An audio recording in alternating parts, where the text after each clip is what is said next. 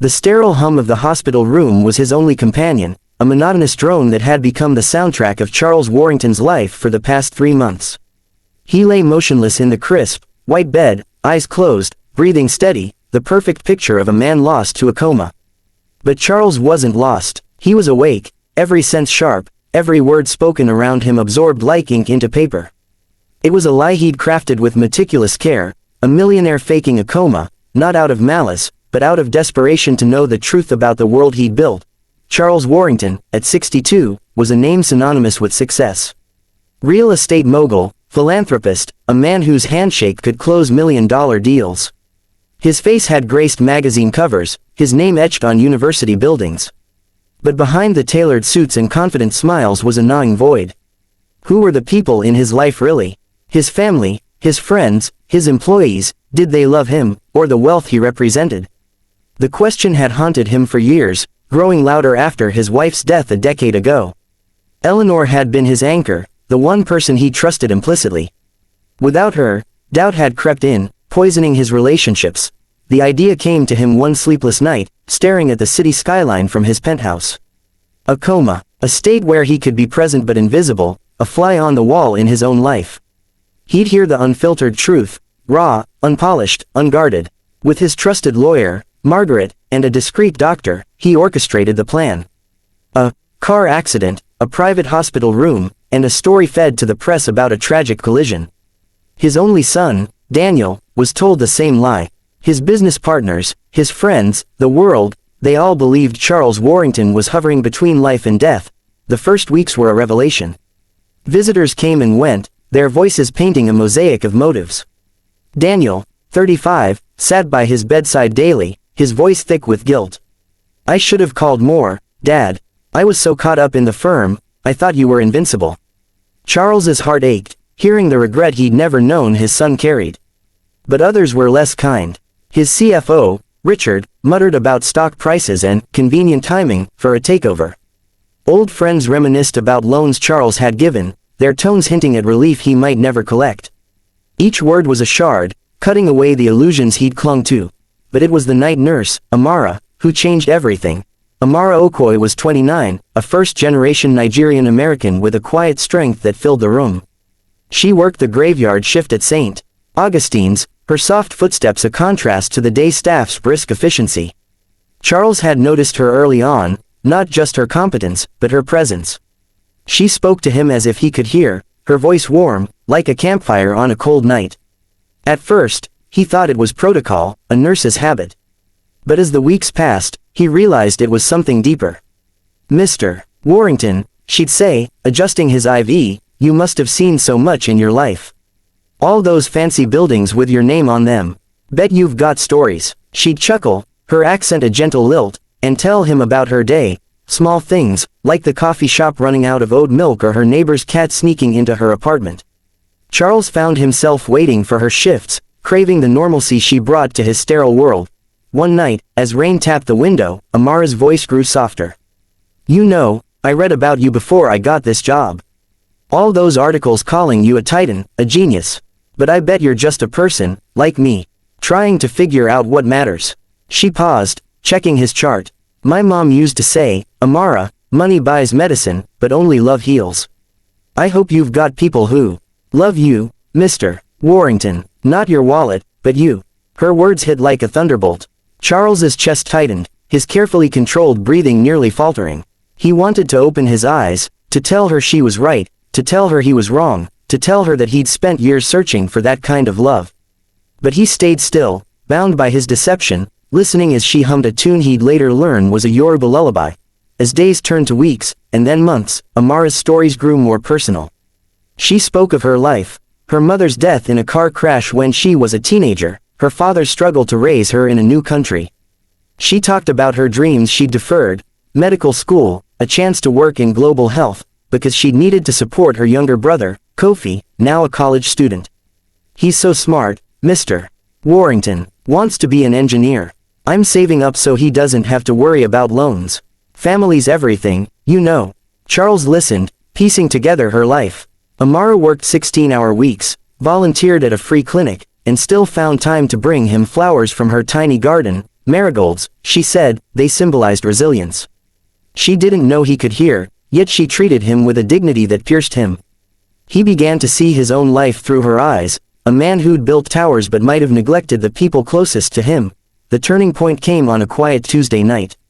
Amara was late for her shift, unusual for her. When she arrived, her voice was strained, her usual warmth dimmed. As she adjusted his monitors, she spoke, almost to herself. "I'm sorry I'm late, Mr. Warrington. It's been tough today. Kofi's tuition's due, and my landlord's not budging on rent. I thought I could manage, but..." Her voice broke, and Charles heard her take a shaky breath. "I might have to sell Mom's ring. It's all I have left of her, but Kofi's education comes first. He's got to have a better future she wanted for us." Charles's mind reeled. He pictured Amara, alone in her small apartment, holding a ring that carried her mother's love, weighing it against her brother's dreams. The image was unbearable. For the first time, his life felt like a prison, not a window. He wanted to sit up, to tell her to keep the ring, that he'd help, that he couldn't. But he was trapped, his body a cage of his own making. The next morning, Charles made a call, or rather, had Margaret make it. He'd whispered instructions to her during her visit, his doctor, ensuring privacy. An anonymous scholarship was set up for Kofi Okoye, covering tuition, books, and living expenses. A second envelope, cash, was delivered to Amara's landlord, paying her rent for a year months. Margaret, ever efficient, ensured no trace led back to Charles. When Amara heard the news that following night, Charles was ready.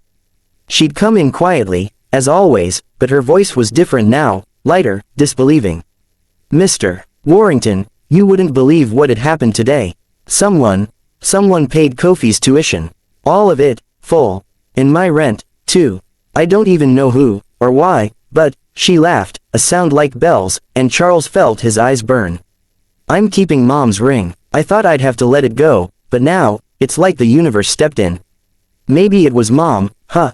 Or maybe it's just kindness out there, somewhere." Charles wanted to weep. He'd orchestrated the money, yes, it was his, but the relief in Amara's voice, the hope, it was hers. For the first time in years, he felt something like Eleanor's love, not in wealth, but in the act of giving without expectation. Amara's selflessness, her care for a man she thought couldn't hear, had shown him what he'd been blind to. That love wasn't in the words people said, but in the choices they made. The final twist came unexpectedly. Next, Daniel, who'd been visiting less as work consumed him again, arrived one evening with a woman Charles didn't recognize. Her voice was soft, hesitant. "Dad, this is Lisa. I wanted you to meet her, even like this. She's the one, Dad. I'm going to ask her to marry me. I just wish you could be there." Daniel's voice cracked. "I've been so angry at myself, Dad, for not being closer to you. Lisa's made me see I can't keep running from that. I want to be better, for her, for you, if you ever wake up." Charles lay still, but inside, he was unraveling. His son, whom he'd feared was distant, was here, bearing his soul, promising love and change. The guilt of his lie was crushing now, heavier than any truth he'd sought. He realized the coma had revealed more than he'd bargained for, not just others' hearts, but his own. He'd been the one hiding, not them. That night, as Amara hummed her lullaby, Charles made his final decision. He could no longer hide from the people who mattered. The next morning, he signaled to Margaret. The plan to wake was set in motion: doctors, tests, a gradual return to consciousness. The hospital buzzed with news spread. Charles Warrington was waking up. When his eyes opened for the first time, Amara was there, her smile the first thing he saw. "Welcome back, Mr. Warrington," she said, her voice steady but her eyes bright. Charles looked at her, seeing not just the nurse, but the woman who'd shown him what humanity meant. "Thank you," he whispered, his voice hoarse, meaning it more than she could know yet. The days after were a whirlwind after that. Charles's recovery was the talk of the news, his miracle splashed across headlines. Daniel was there daily, Lisa at his side, their engagement announced soon after soon. Charles embraced them both, his heart fuller than it had been in years. He sold off parts. Although he considered selling off parts of his empire, he kept them, redirecting his wealth to causes that mattered, scholarships like the one for Kofi's, clinics like Amara's, programs for immigrants like her parents. He invited Amara to his office one day, offering her a position to lead his foundation's healthcare initiatives. She hesitated, saying she loved her patients, but Charles smiled. "You'll help more people this way than you ever could in a hospital room. And I'll make sure you still get to see them." Amara accepted, her eyes searching his, as if she sensed the truth he'd never share. Charles never told anyone he'd been awake those months. The secret stayed with him, a silent vow to live differently because of it what he learned. He attended Daniel's wedding, walking Lisa down the aisle with a pride he'd never thought he'd feel again. At the reception, he saw Amara across the room, laughing with Kofi, her mother's ring glinting on her finger. She caught his eye and raised a glass of marigold-infused lemonade, a nod to the flowers she'd brought him. Charles raised his glass in return, a silent thank you for the woman who'd shown kindness to a man she thought was gone. His heart swelled, not with the pride of wealth, but with the warmth of connection, of a son reclaimed, a purpose rediscovered, and a nurse's voice that had, in its quiet way, broken through his walls. The world spun on, and Charles Warrington, no longer pretending, stepped into it, ready to live for what truly mattered.